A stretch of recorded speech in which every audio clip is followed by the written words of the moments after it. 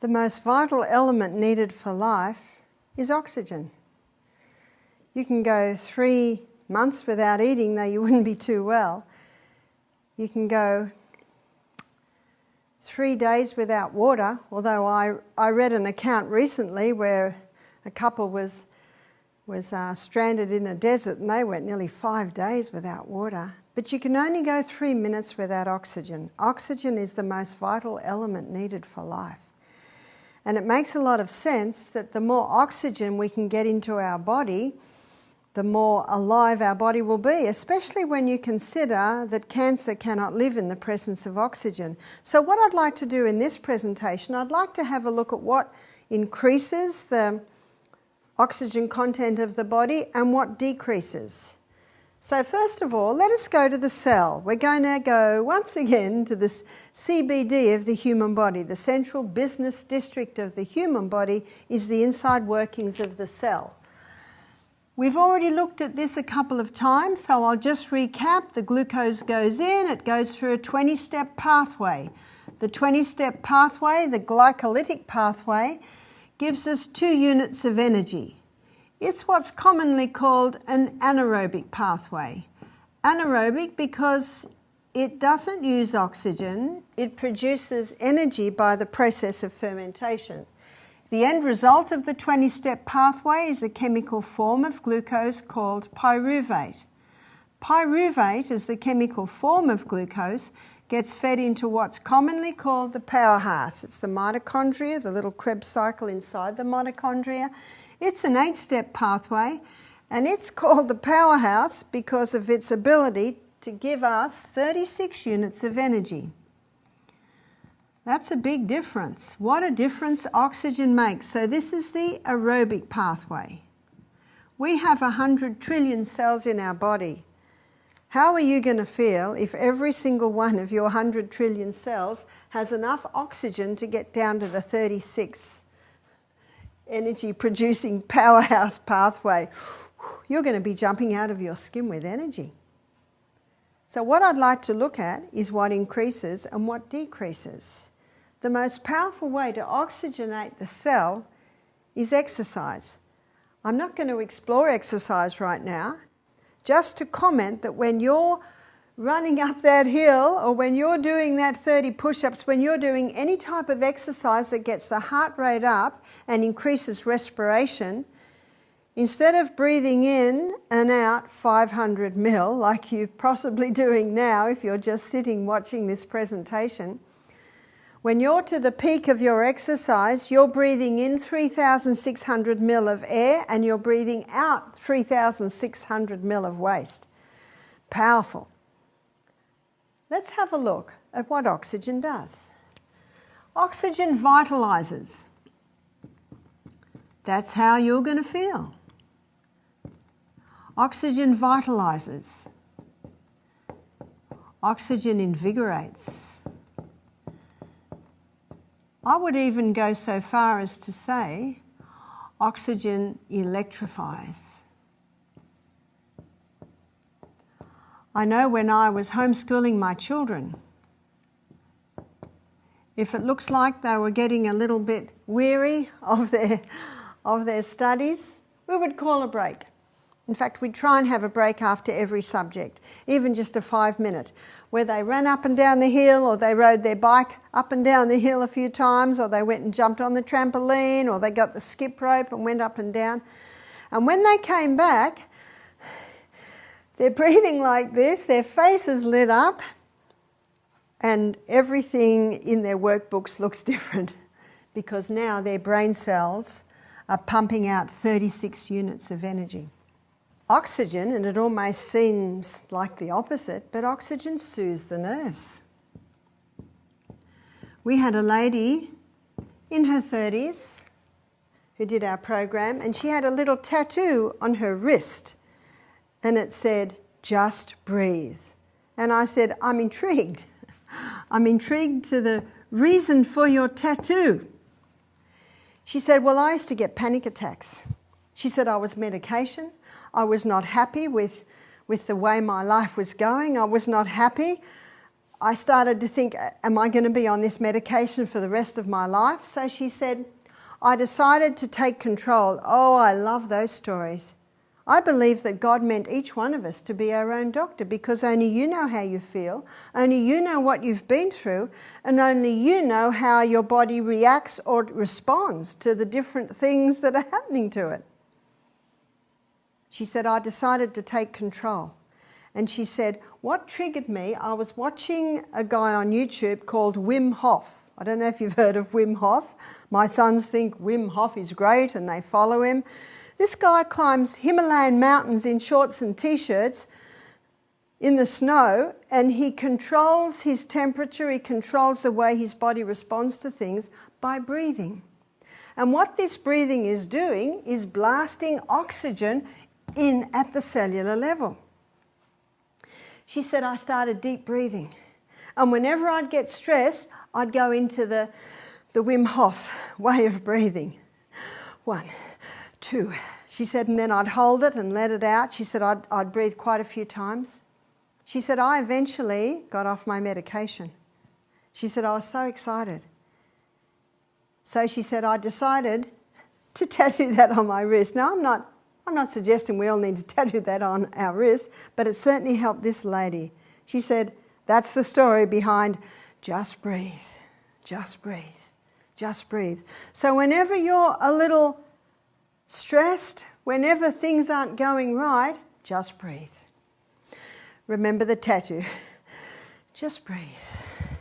Take some very deep breaths, because oxygen soothes the nerves.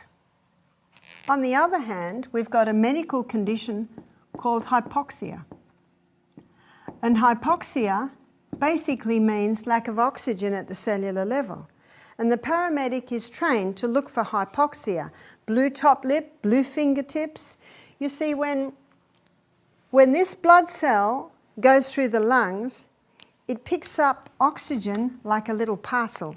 It forms an unstable union. And look at the colour it gives the blood cell. It is oxygen that causes the blood cell to have a bright red colour.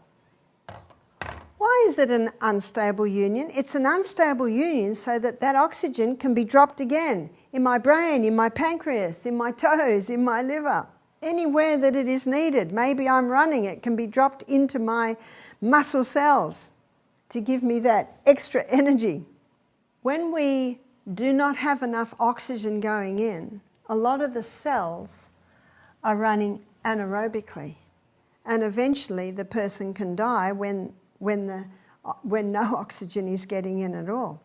I have a friend who's a surgeon. She said in surgery you can tell venous blood to arterial blood. Arterial blood comes away from the heart and the lungs and it's bright red, whereas venous blood, when it's going back, it can have a slightly blue tinge because it's lost its oxygen. But there are many people today who are not quite to the blue lip stage, but they are suffering from hypoxia. Look at their symptoms. Fatigue, also lethargy. What am I describing here? In fact, medicine gives it a name, is that right? Chronic fatigue syndrome.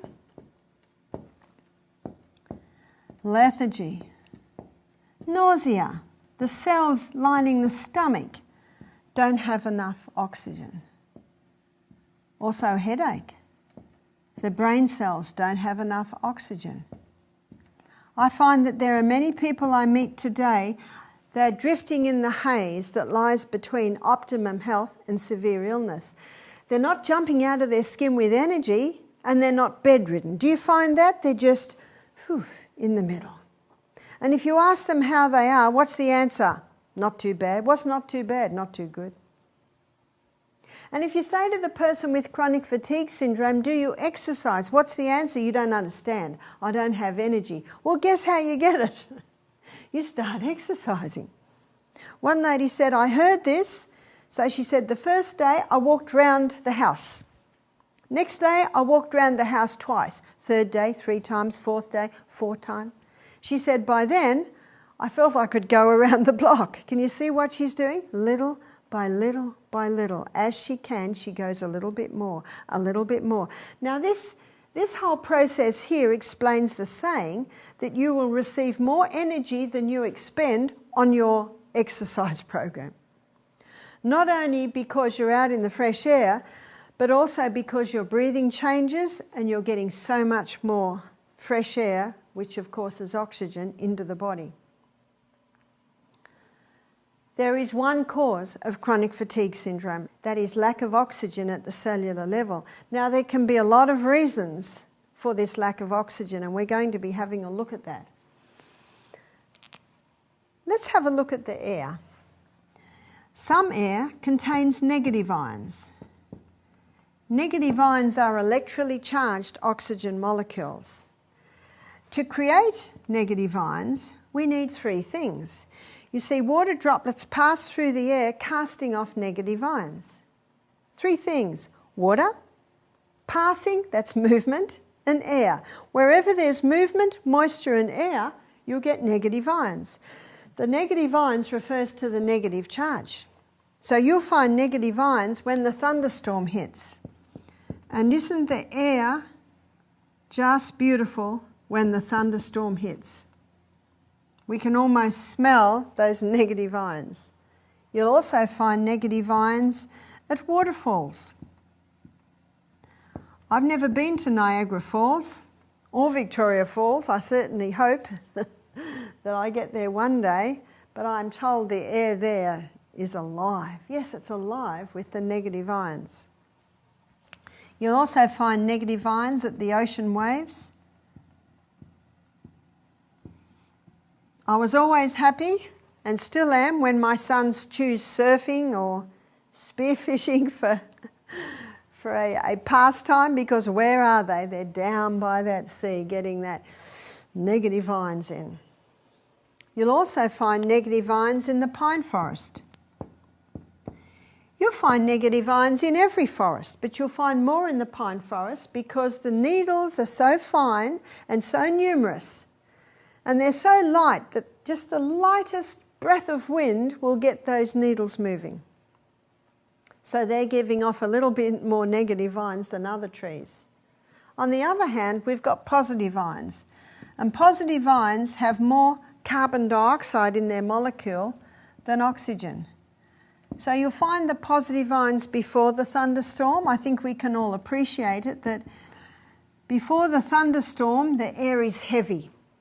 It's heavy with positive ions, and it's not uncommon for people to experience these symptoms before a thunderstorm.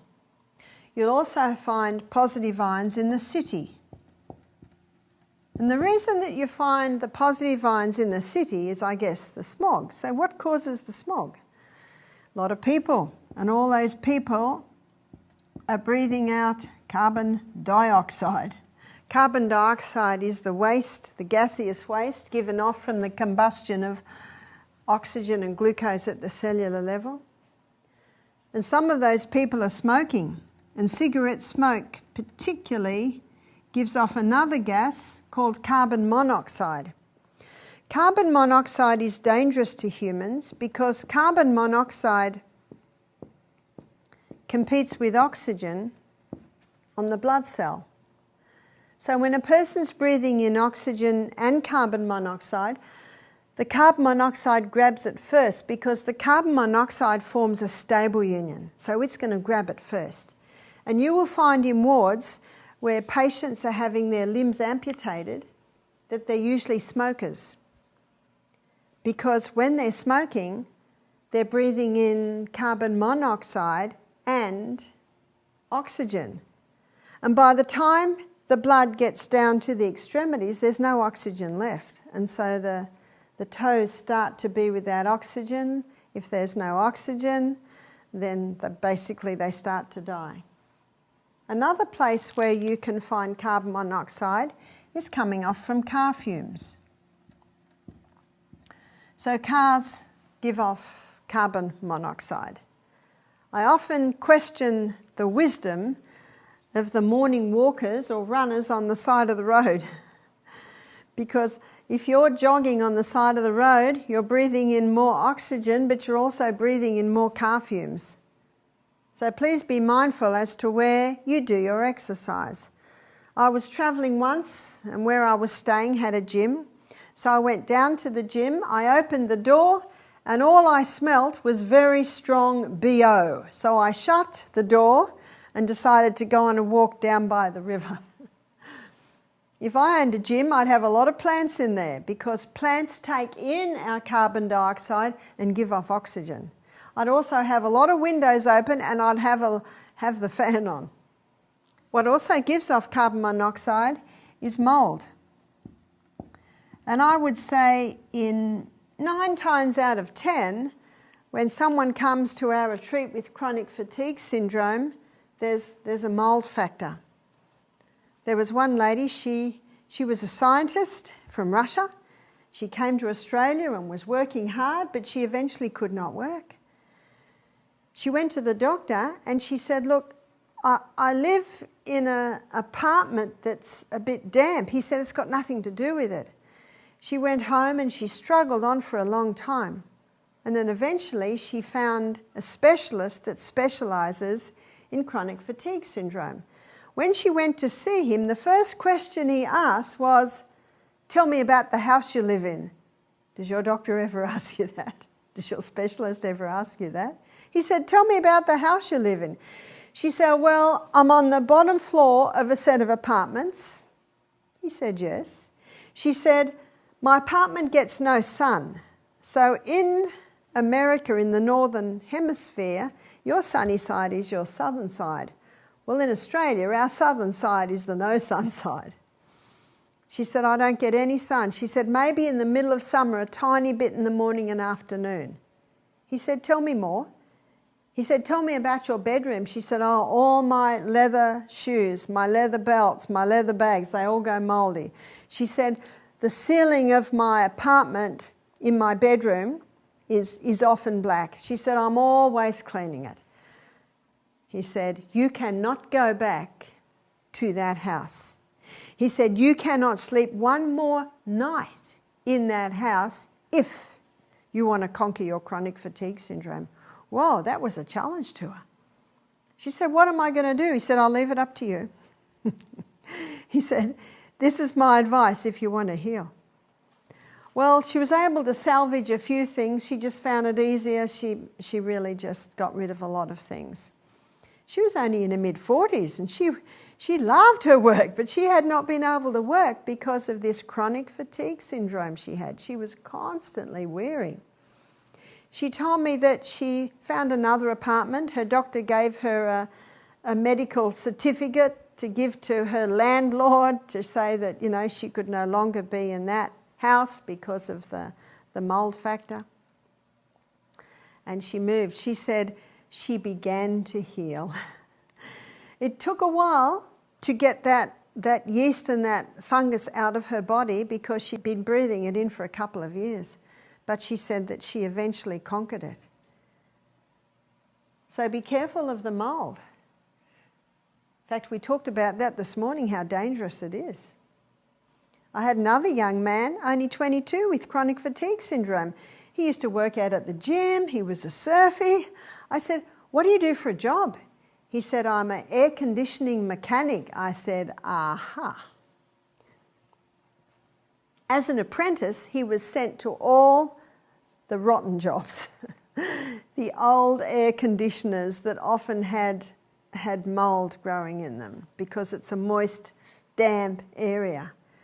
When he discovered what was the contributing factor to his chronic fatigue syndrome, he was so excited. He said, you know what the doctor wants to put me on now? He said, antidepressants. I've also had 2 men do our program who got depression 6 months after moving into a mouldy house. Where are their brain cells running? A lot of them are running up here. Only 2 units of energy instead of the 36. So this can be the cause of chronic fatigue syndrome. So be careful of the air that you're breathing. Investigate your house and see how it is. But there's more. I mentioned earlier that I used to do a live blood analysis. And sometimes the blood would be clumped. You see, the blood should look like this. It should just about they should be just about bouncing off each other.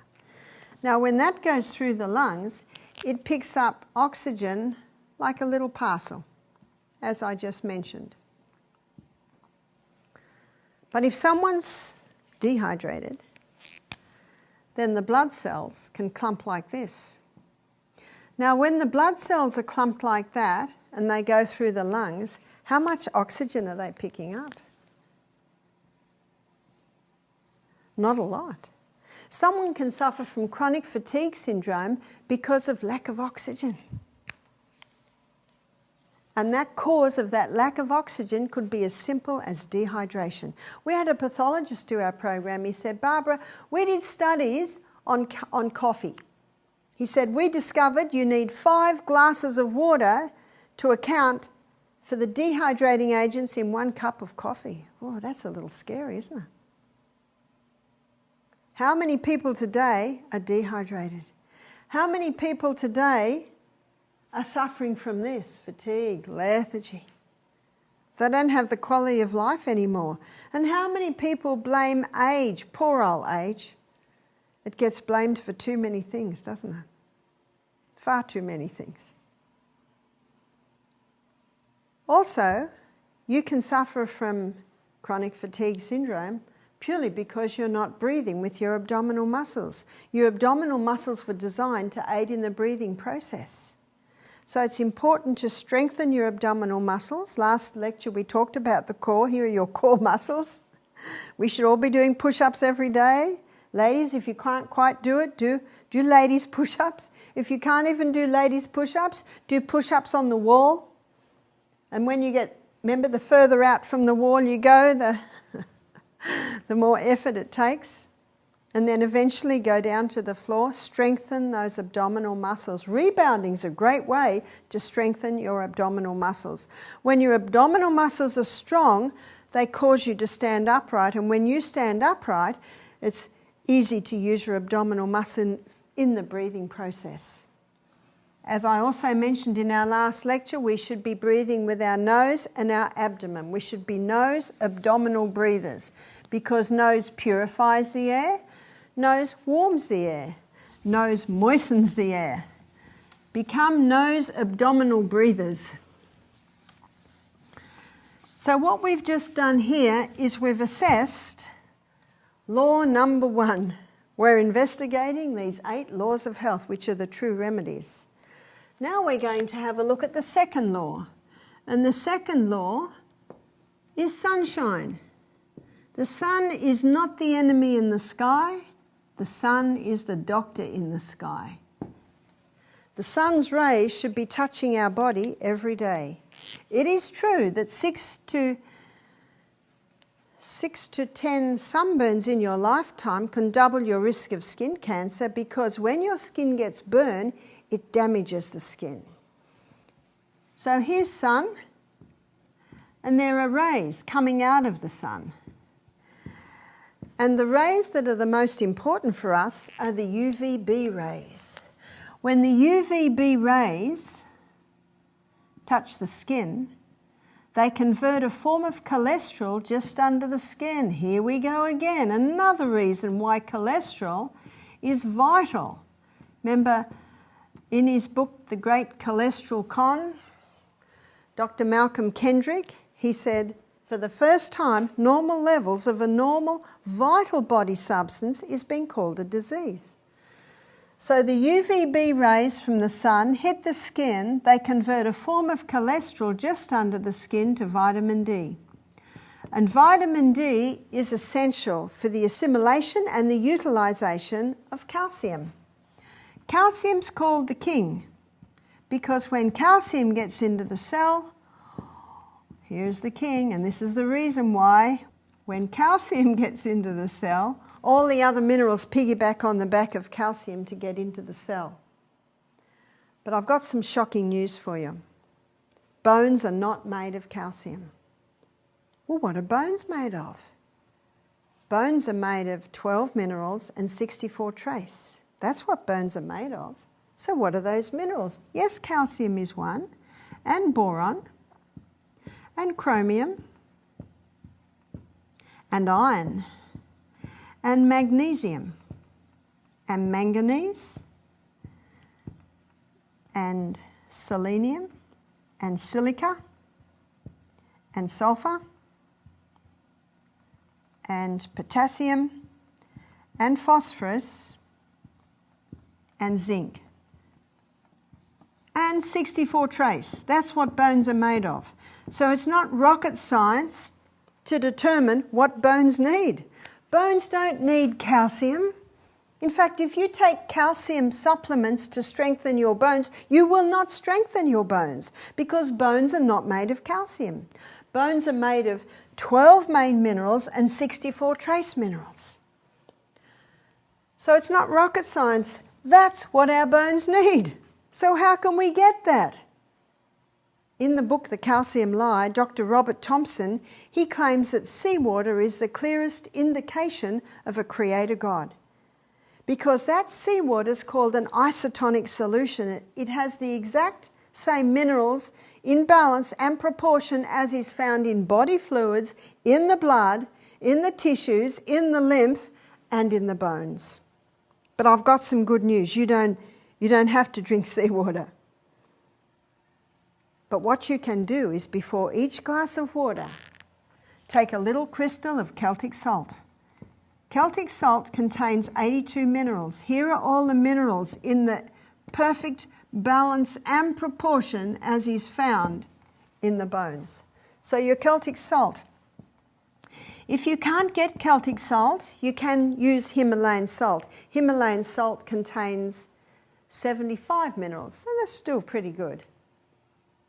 Taking a little crystal of Celtic salt, Dr. Robert Thompson states, just before you start each glass of water, all that does is replace the salt that you lost yesterday. So the Celtic salt provides the minerals that your bones need. If you just take calcium, it's coming into the body in an unbalanced form. And often the body has to dump it in the kidneys, kidney stones, gallstones. We need to take it the way God meant us to take it, which is in its balanced form. In Matthew chapter 5, verse 13, Jesus said, "Ye are the salt of the earth. But if the salt has lost its savour, wherewith shall it be salted? It is henceforth good for nothing but to be cast out and trodden under foot of men." How does the salt lose its savour? It's Old English. I'd like to suggest that table salt has lost its savour. It only has 2 minerals. Sodium chloride, that's all it's got.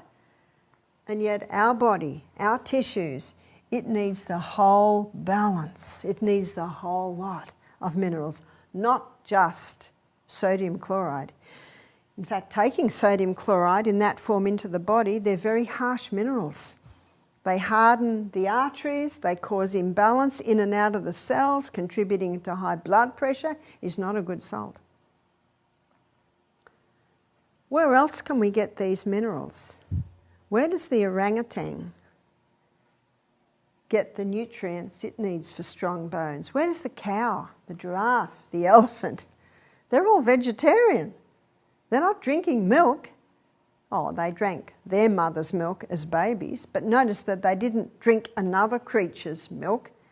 We are the only creature that drinks another creature's milk. Where did they get their minerals for their strong bones? They got their minerals for their strong bones from greens, green grass. I've got some good news. We don't have to eat grass. We can eat kale, and we can eat lettuce, and we can eat spinach, silver beet. I've been in Alabama. We had a lovely meal of collard greens. We're not familiar with collard greens in Australia. I've got some good news. When you cook these greens, you don't lose the minerals. You only lose the minerals if you throw the water away. So dark green leafy vegetables, dark green. Dark green leafy vegetables have these minerals in the balance that our body needs them. In fact, the countries in this world that are the highest dairy consumers have the highest incidence of osteoporosis. So our bones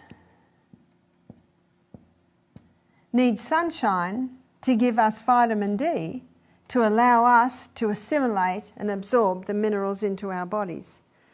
And the good news is you don't need a lot of sunshine. If you've got what I heard called recently, like me, a milky skin, you need to be careful how much sun you get. So when Michael and I went on a holiday a few months ago to Cairns, that's up the top of Australia, and I laid out in the sun by the pool every morning, I had my watch and I timed myself. 15 minutes front, 15 minutes back, then under the umbrella. And within 5 days, I had a very nice tan. No sunscreen. Sunscreen today contains nanoparticles. What are nanoparticles? They're little particles in such small proportions that they now finding they're getting into marine life. They can get through the blood-brain barrier. Zinc oxide is not toxic to the body, but if it's in nanoparticle form, it is. My son was up the top of Australia and he got a boat ride out to the Great Barrier Reef. 50 years ago, you could stand on the shore and look at the Great Barrier Reef. You've heard of Australia's Great Barrier Reef? No more. In fact, Michael and I recently, when we were in Cairns, we got on a boat. An hour and a half we had to drive out before we could see the Great Barrier Reef. So my son was with a boat and the driver, and he was talking to the driver. And the driver said, you know why we've lost our Great Barrier Reef? We've lost our Great Barrier Reef because of sunscreens. He said every Aussie, just about, that goes into that water has sunscreens on. Those sunscreens are going into that coral life and killing it. It can also get through the blood-brain barrier. And you know what sunscreens block? UVB rays. So people can be suffering from vitamin D deficiency because of the sunscreens that they are wearing. So when you go out into the sun, like me, time yourself, especially if you've got milky skin. The darker the skin, the more sun you need. If you've got very dark skin, you need about 10 times the sun that I need to get the vitamin D levels. The middle of the day, the sun's the strongest, but the middle of the day, you get to go out for short periods. For longer periods of time, you go out in the morning and in the afternoon. I think we know that sun is particularly burny in the middle of the day. There's our common sense, isn't it? People have been living in the sun for centuries. But skin cancer has only really been prominent in the last, 20, 30, 40 years? And listen to the figures from Norway. Since I think it was 1990s to the 2000s, they found that sun cancer rates increased 600% in Norway. And the two things they put it down to was that Norwegians aren't spending as much time outdoors. They're spending more time indoors. And the Norwegians are now wearing sunscreen. So they put it down to those two things. They're wearing sunscreen and they're not out in the sun enough. You see, the sun plays a protective role. Obviously, if you overdo it, you're going to get burnt. But we've got another problem today. People are underdoing the sun. So we need to do wisdom and go out there for little bits, and little by little get used to the sun. Little by little build up that tan. If you have dark skin, please go out there much more. They're finding today that vitamin D deficiency is a contributing factor with skin cancer. That's what the Norwegian study showed. And we need that UVB rays. They're the protective rays. The UVB tan is a tan that will protect. The UVB tan is a tan that will last a long time. So when I got my UVB tan, I still had that tan months later. Your bones need the sun to get the vitamin D. You need to have nice amounts of cholesterol, ideally not under 180, ideally above. exposure to the sun, but also taking into the body the minerals that God designed that we have. Here is the molecular structure of blood. Here is the molecular structure of chlorophyll, which basically is plant blood. They look almost identical, don't they? So here's the plant and here's the human.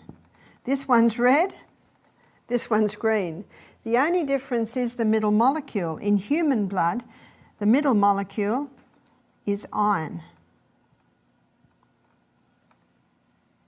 In plant blood, the middle molecule is magnesium. So a great way to cleanse the blood is green drinks. A great way to build the blood is green drinks. What do I mean by green drinks? In a previous lecture, I mentioned how we gather wild greens, blend it with water, strain it, especially our people that are conquering cancer, and they drink that drink. It cleanses the blood and cleanses the tissues.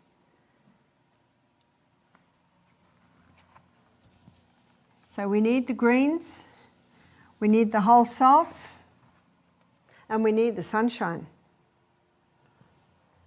We also need to stop certain things. We looked at this a little earlier, because there are stimulants that are leaching the minerals out of the body. So one is the refined sugar. Another one is the caffeine. So the caffeine, this is in chocolate, it's in tea, it's in green tea. Green tea still has caffeine. Coffee, all your caffeinated soda drinks that have caffeine, like your Red Bulls, your Coca-Colas, Pepsis, Dr. Peppers. Also alcohol and tobacco.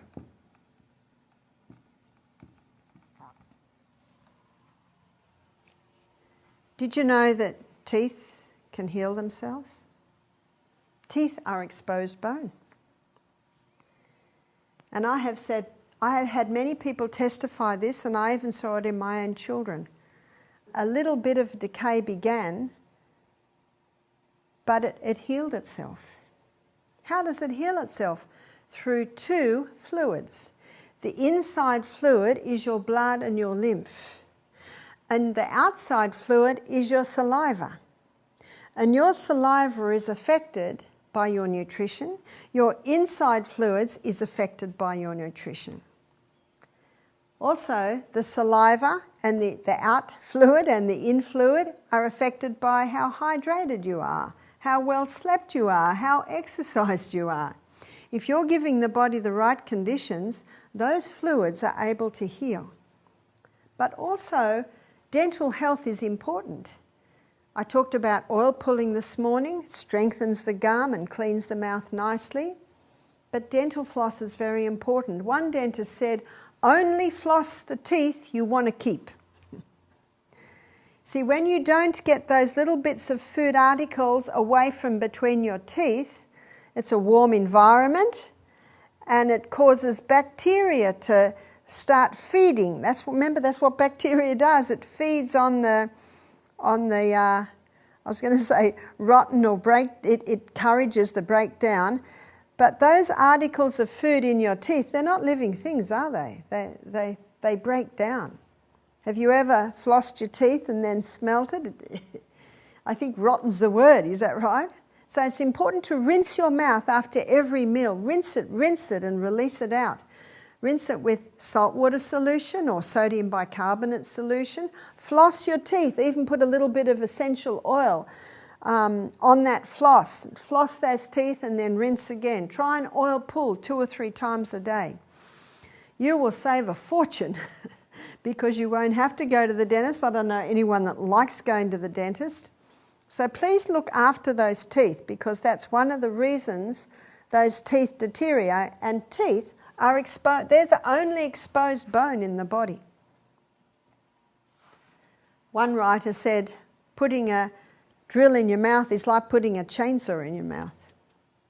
Allow your teeth to heal by giving them the right conditions.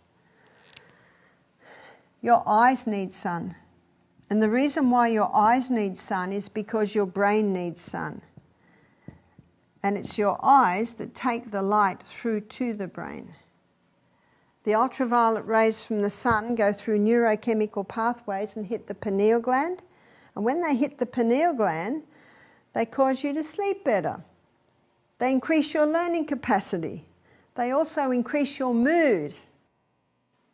In tomorrow's lectures, we're going to look in detail at sleep, and we're going to look at these things. Your eyes need the sun because the sun goes through to the brain and hits the pineal gland to help you sleep better, but also the pituitary gland, and that helps to balance the hormones. It was probably about 15 years ago, a group of scientists discovered a receptor site on the eye called melanopsin. And melanopsin is not involved in sight. Melanopsin's involved in brain function. Melanopsin absorbs blue light, and the highest source of blue light comes from the sunlight. And they found when adequate amounts of blue light are going into the brain, tactical reasoning increases, the ability to solve mathematical problems increases, all because the sunlight's coming through the eyes. Now, I don't suggest you look at the sun. Our eyes tell us not to do that.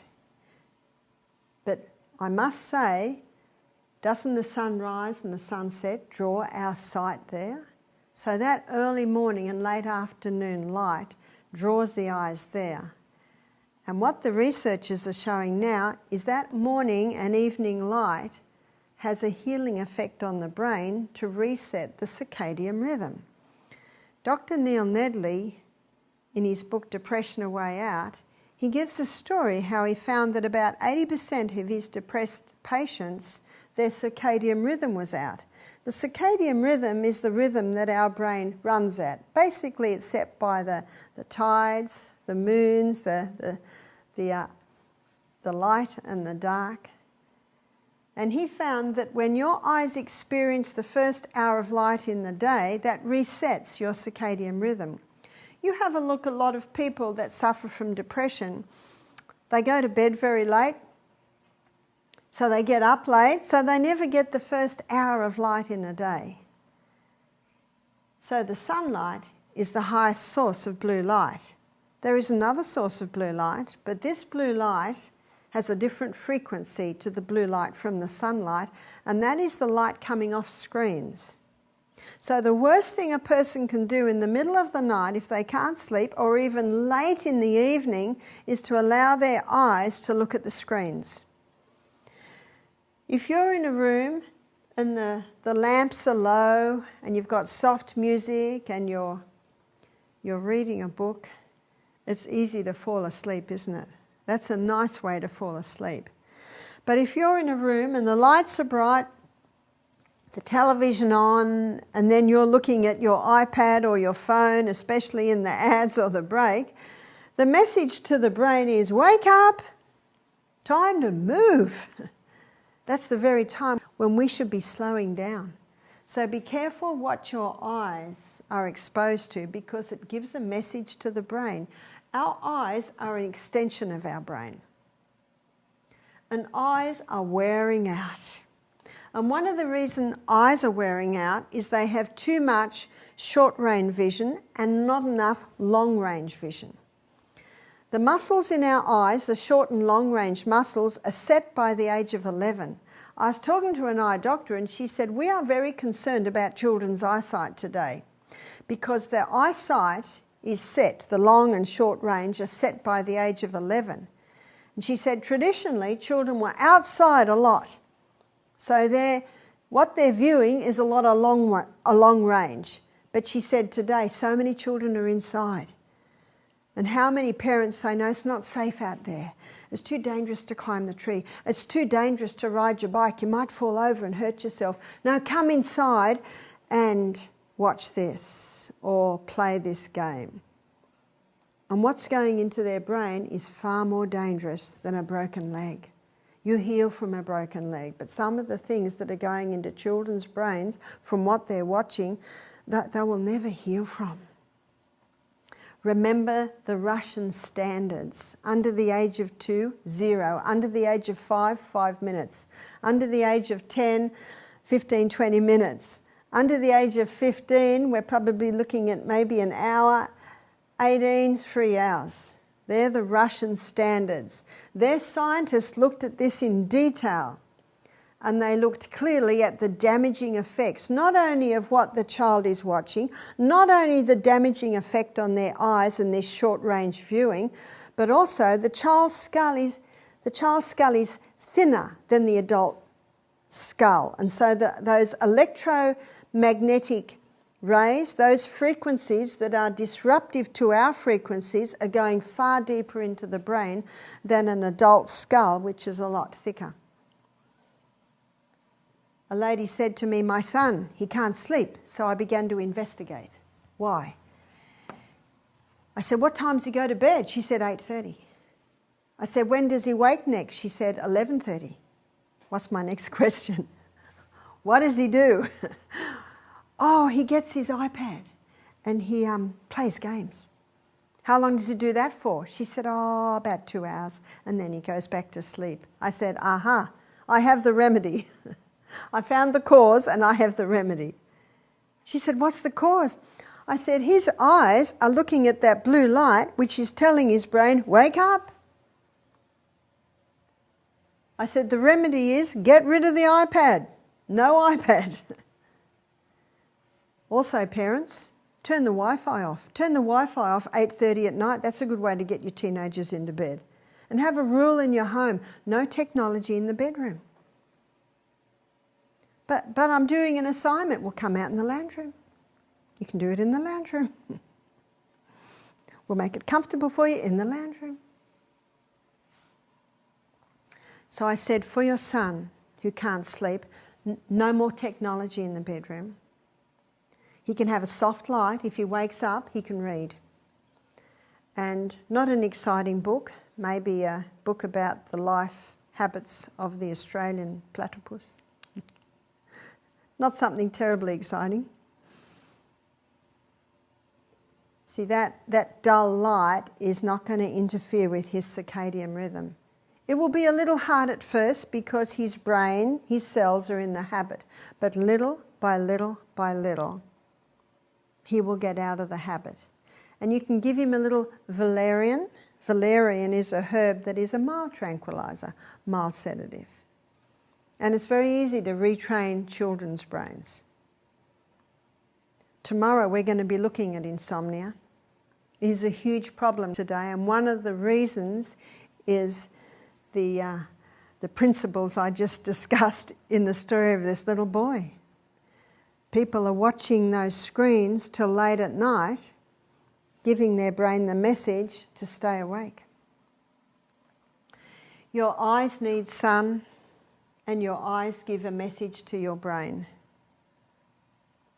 I was discussing recently how I get over jet lag. I flew into the US on Good Friday. Did I get jet lag? First night I slept like a log because you hardly sleep on the flight. Second night I was awake till 3 a.m. Not uncommon. I had to retrain my brain, my eyes, my body. But what I did, the day I got home and the following day, I sat in the sun for half an hour. I allowed the sun to touch my face with my eyes closed, and I put my face straight into the sun with my eyes closed. Those ultraviolet rays from the sun, especially the UVB, they went through my eyelid and into my eye, resetting my body clock. And then I opened my eyes and sat there, and I think I read or held on to my little granddaughter, or maybe sometimes I sew. But I try and be out there for about half an hour. And I'm not looking at the sun. Remember, in the middle of the day, you cannot look at the sun. The only thing you can do is close your eyes and put your face up there. I did that every day. And I only had one night where I was awake till 3 in the morning. And I do not sleep in the day. If I'm falling asleep, I might allow myself 15 minutes before 11 o'clock in the morning, but never in the afternoon.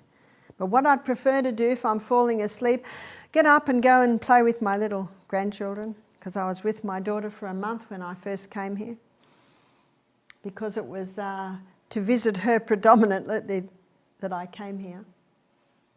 And I reset my circadian rhythm through the light of the sun. I found that incredibly effective. As you can see by what we've looked at today, the sun is not the enemy in the sky. The sun is the doctor in the sky. We need the sun. We need the sun for our skin. We need the sun for our bones, for our teeth. We need the sun for our eyes. We need the sun for our brain. So please relook at the sun. Enjoy it, value it, and love it. Let it on your body. Not too much if you've got milky skin like me. Let the sun inside your house, let it purify the air. Please enjoy the sun.